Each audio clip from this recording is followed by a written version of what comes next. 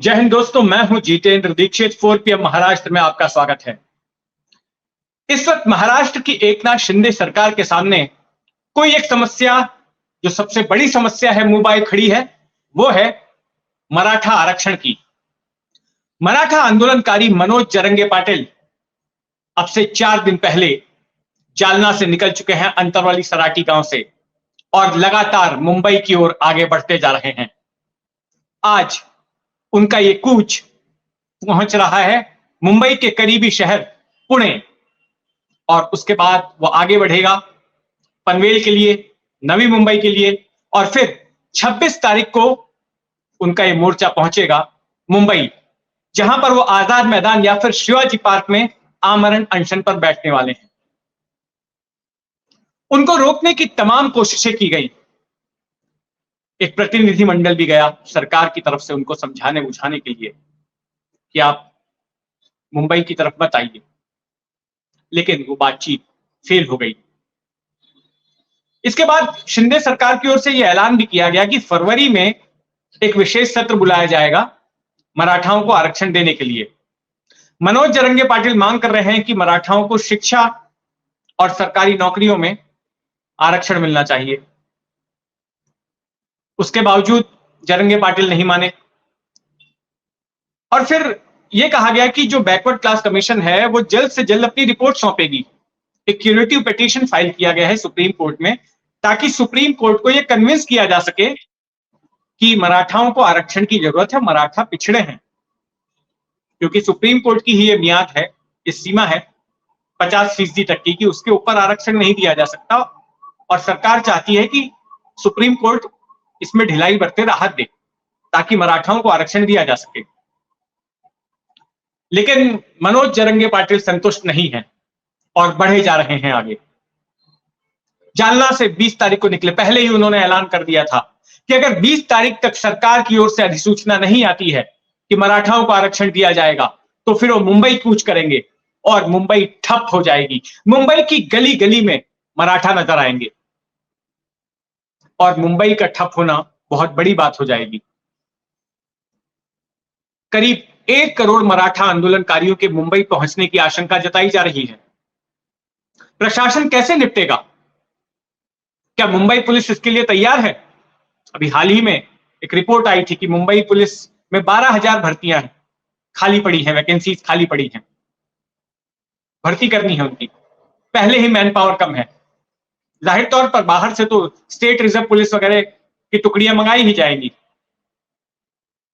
लेकिन यह बात भी नजरअंदाज नहीं की जा सकती कि इससे पहले जब भी मनोज जरंगे पाटिल अनशन पर बैठे हैं, एक बार अगस्त के आखिरी हफ्ते में और उसके 1.5-2 महीने बाद वापस, तब हिंसा हुई है।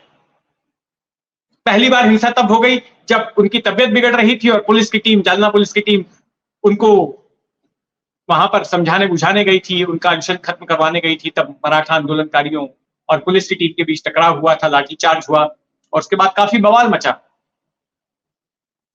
कई लोग घायल हुए। और जो विपक्षी पार्टियां थी, शरद पवार वाली एनसीपी, उद्धव ठाकरे वाली शिवसेना और कांग्रेस ने इसको भुनाने की कोशिश की। उद्धव ठाकरे, शरद पवार ये सब मिलने के लिए गए मनोज जरंगे पाटिल से, और उसके बाद जो बवाल मचा, तो महाराष्ट्र के उप मुख्यमंत्री देवेंद्र फडणवीस को माफी तक मांगनी पड़ी, क्योंकि वो गृह मंत्री भी हैं, और सीधे सीधे आरोप उन पर लग रहा था कि आपकी पुलिस ने मराठा आंदोलनकारियों पर लाठियां भांजी। उसके बाद जब दूसरी बार वो अनशन पर बैठे, तब भी हमले हुए। इस बार ज्यादातर राजनेता टारगेट पर आए, उनके घरों पर अटैक किए गए, उनके वाहनों पर अटैक किए गए। कई गांवों में राजनेताओं की एंट्री पर पाबंदी लगा दी गई।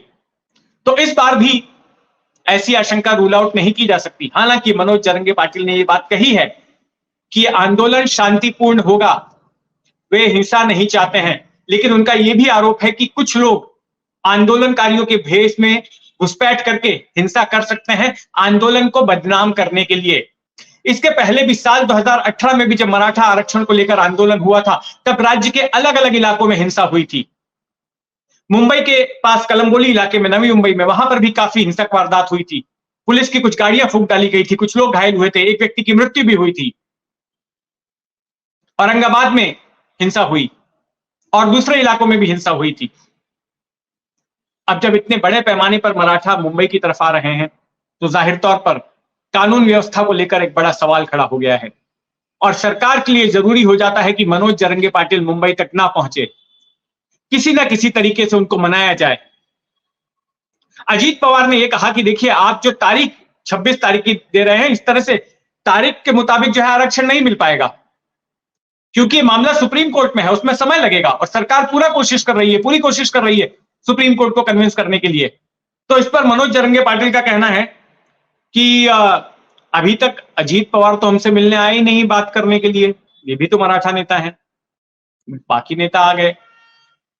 तो इस पर तंज कसते हुए मनोज जरंगे पाटिल ने कहा कि अजीत पवार जी, आप आ जाइए, हम आपको एसटी बस का टिकट दे देते हैं। एसटी मतलब स्टेट ट्रांसपोर्ट, राज्य परिवहन निगम की बस का। तो एक तरह से बातचीत का बुलावा भी भेजा है। अब देखते हैं अजीत पवार उस पर क्या बोलते हैं।